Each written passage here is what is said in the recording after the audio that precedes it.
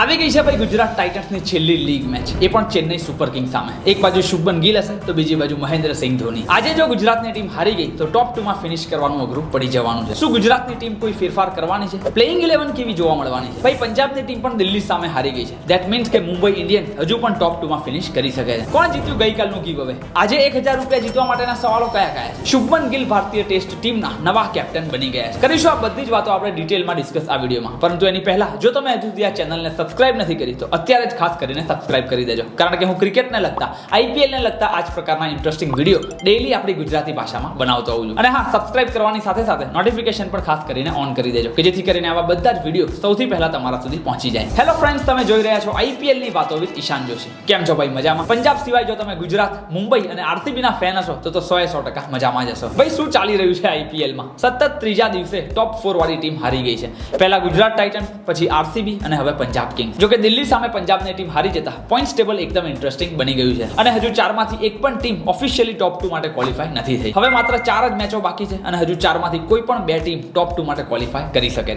છે ને બાકી આઈપીએલ ની મોજ. હવે સૌથી પહેલા જો ગીવ અવેના રિઝલ્ટની વાત કરીએ તો કોઈ પણ ક્રિકેટ ફેન ત્રણેય સવાલોના સાચા જવાબ પ્રેડિક્ટ ન કરી શક્યો હતો. ક્યાંથી કરી શકવાના હતા? સમીર રિઝવી આ મેચના પ્લેયર ઓફ ધ મેચ બન્યા હતા. એટલે ઓફકોર્સ કોઈ પણ ક્રિકેટ ફેને સમીર રિઝવીનું નામ તો પ્રેડિક્ટ ન જ કર્યું હતું. કઈ વાંધો નહીં, આજે ગુજરાતની મેચના ગીવ અવેના સવાલો મેં આ વિડીયોના વચ્ચે પૂછેલા છે, તો ભૂલ્યા વગર આ વિડીયોને એન્ડ સુધી ખાસ જોજો.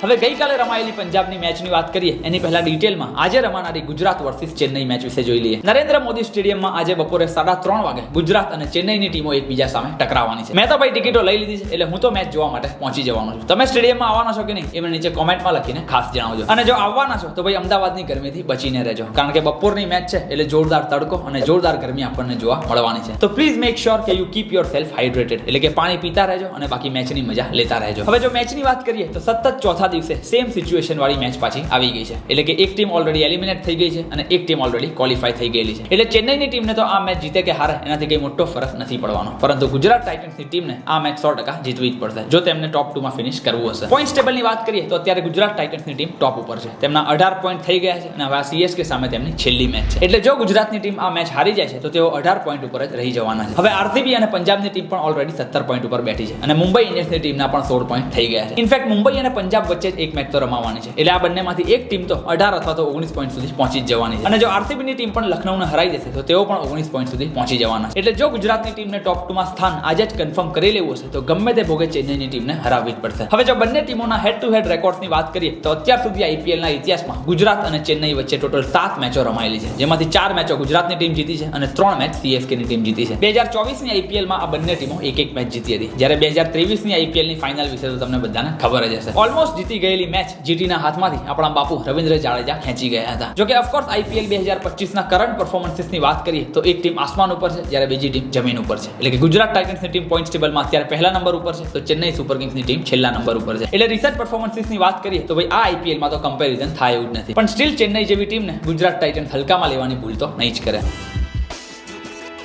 હવે જો ગુજરાતની પ્લેઇંગ 11 ની વાત કરીએ તો ઓપનિંગમાં કેપ્ટન શુભમન ગિલ અને સાઈ સુદર્શન, ત્યારબાદ જોસ બટલર, શરફન રધરફર્ડ, શાહરૂખ ખાન, રાહુલ તેવટિયા અને રાશિદ ખાન. ઇમ્પેક્ટ પ્લેયર તરીકે ગુજરાતની ટીમ અરશદ ખાન અથવા તો પછી વોશિંગ્ટન સુંદરને પણ મોકો આપી શકે છે. બાય ધ વે, આ જોસ બટલર અને કગિસો રબાડાની આઈપીએલ 2025માં છેલ્લી મેચ છે. યસ, આના પછી પ્લેઓફમાં આપણને આ બંને પ્લેયર રમતા જોવા નથી મળવાના. બીજી બાજુ સીએસકે ની વાત કરીએ તો મહેન્દ્રસિંહ ધોની એટલે કે આપણા માહીભાઈની પણ આ લાસ્ટ આઈપીએલ મેચ હોઈ શકે છે. યુ નેવર નો કે તેઓ નેક્સ્ટ આઈપીએલમાં રમવા માટે આવે છે કે નહીં. બાકી પિચની વાત કરીએ તો નરેન્દ્ર મોદી સ્ટેડિયમમાં આ વખતે આઈપીએલ 2025માં મોટા ભાગે આપણને 200 કરતા વધારે રન સ્કોર થતા જોવા મળ્યા છે. એટલે આજની મેચ પણ આપણને હાઈ સ્કોરિંગ થતી જોવા મળી શકે છે. શું લાગે છે ભાઈ, કોણ જીતશે આજની મેચ? શું ચેન્નઈને હરાઈને ગુજરાતની ટીમ આજે ટોપ 2 માટે ક્વોલિફાય થઈ જશે? એ મને નીચે કોમેન્ટમાં લખીને ખાસ જણાવજો. ગુજરાત અને ચેન્નઈ વચ્ચે આજે રમાનારી મેચ માટે મેં તો વિઝન 11 ઉપર 1 લાખ રૂપિયાનું ફ્રી ગીવ અવે કોન્ટેસ્ટ જોઈન કરી લીધું છે. મારી ટીમ તમે અહીંયા સ્ક્રીન ઉપર જોઈ શકો છો. કેપ્ટન વાઇસ કેપ્ટન કોણ રહેવાના છે અને મારી ફાઇનલ ટીમ હું ટોસ પડ્યા પછી આપણી ટેલિગ્રામ ચેનલમાં આપી દેતો હોઉં છું. તો ભૂલ્યા વગર નીચે આપેલી લિંક ઉપર ક્લિક કરીને આપણી ટેલિગ્રામ ચેનલમાં ખાસ આવી જજો. આ ઉપરાંત જો તમે વિઝન 11 ઉપર ડેઈલી ઇન્વેસ્ટ કરો છો તો ટોપ 5 ઇન્વેસ્ટર્સને વિઝન 11 તરફથી આઈપીએલ 2025ની ફાઇનલ મેચ સ્ટેડિયમમાં બેસીને ફ્રીમાં લાઈવ જોવાનો મોકો મળી જવાનો છે. તો રાસ એની જોવાની, ફટાફટ નીચે આપેલી લિંક ઉપર ક્લિક કરીને વિઝન 11 એપ્લિકેશન ડાઉનલોડ કરી લો અને આજે રમાનારી બંને મેચો માટે 2 કોન્ટેસ્ટ ખાસ જોઈન કરી લેજો. હવે આજના ગીવ અવેની વાત કરીએ તો 3 સિમ્પલ સવાલો આ રહ્યા. સીએસકે અને ગુજરાત વાળી મેચમાં સૌથી વધારે છગ્ગા કોણ ફટકારવાનું છે, સૌથી વધારે ચોગ્ગા કોણ ફટકારવાનું છે અને આ મેચમાં પ્લેયર ઓફ ધ મેચ કોણ બનવાનું છે. બસ આ 3 સિમ્પલ સવાલોના જવાબ તમારે પ્રેડિક્ટ કરીને નીચે કોમેન્ટ બોક્સમાં લખી દેવાના છે. સાથે જ આ વિડીયોને લાઈક કરી દેવાનો છે અને તમારી ઇન્સ્ટાગ્રામ સ્ટોરીમાં ભૂલ્યા વગર આ વિડીયોને શેર કરી દેવાનો છે. જો આ બધા જ સ્ટેપ ફોલો કરેલા હશે અને ત્રણેય સવાલોના સાચા જવાબ આપનારમાંથી એક લકી વિનરને મારા તરફથી 1000 ડાયરેક્ટ યુપીઆઈ મળી જવાના છે. તો ફટાફટ નીચે કોમેન્ટ કરીને ગીવ અવેમાં પાર્ટિસિપેટ ખાસ કરી લેજો.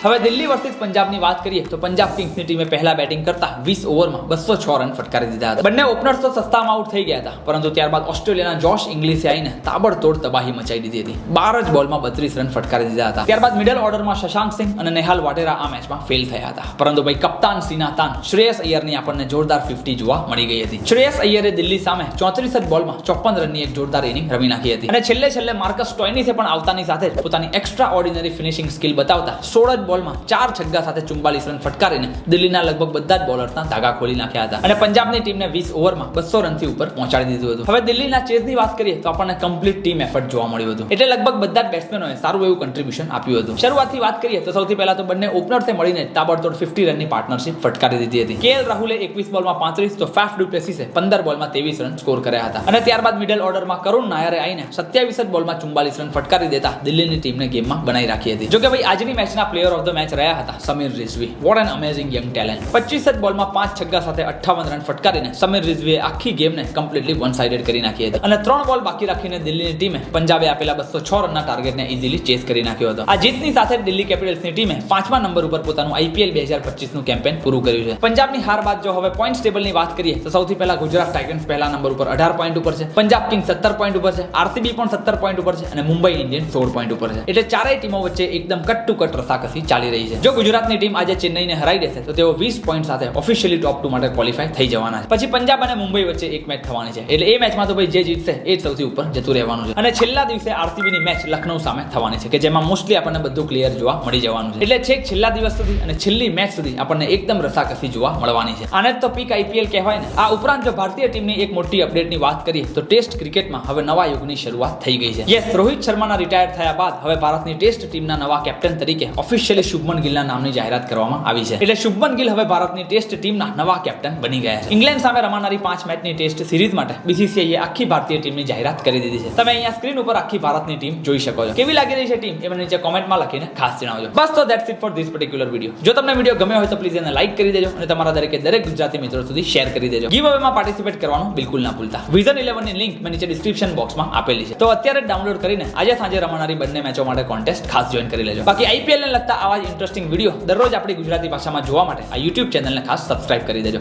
મળીએ છીએ આપણે ફરી એક વખત આવા જ ઇન્ટરેસ્ટિંગ વિડીયો સાથે. ત્યાં સુધી આવજો.